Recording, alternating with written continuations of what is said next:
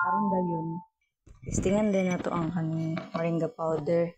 So isago na to siya sa kape. Duha ka tablespoon na siya na bourbon kining white katas. Then gamay na 1/4 na sugar, then coffee katunga sa stick. Mamon dyan na siya kung tinimplahan sa kape good. Pero karon na tayo doon. Kani. Wala po ko balon sa kadaghanon nino, pero magkanta kunwari kani. Kunwari, usa pa siya para ma-effect. Half ba ni? Half na ba ni?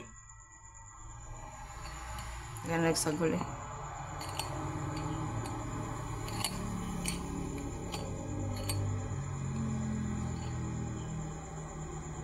Half pa ni. Sunod mo na. Ato ito. Okay.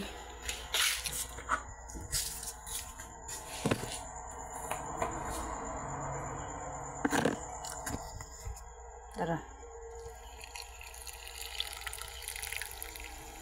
Tadaan. Oh.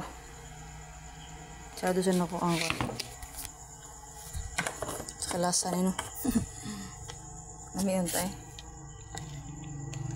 Tawa na ko.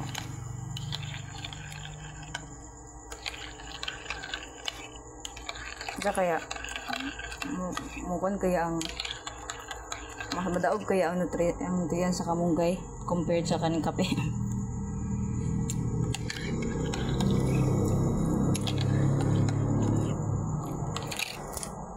Kape pa sa glass.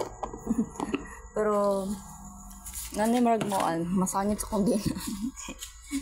Wala ba kasi na pinag tarong ano siya. Balik sana ako ni Bourbon Sarah. Tapos ang kanyang powder buta na dali pwede na ito pang sagot po siya sa kanang mga siyang pang dressing siya ba. So malingkod na ito dali. Dalawan na nato ni.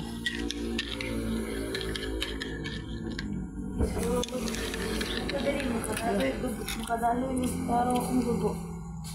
Ito sa kwarto. At may anak ko ang powder. Ano na? Moringa powder. What's with your face? You should know the nutritional value. Di ba pwede na sa'yo lang nang mature? What the heck? It's not about the age, it's about your mindset. Actually. Dito. You don't need doon. So, mga adulting. Ay, adult naman dyan po ko. Kay 21 ako. Na, mga edad 50, wag mga mga buot gani. Wag pa pakabana sa lawas. Hindi na ako magkali, kaya makakali. So, to guys. Mangod dito na ko si Donna. Nursing student to siya, pero marag wala siya alam.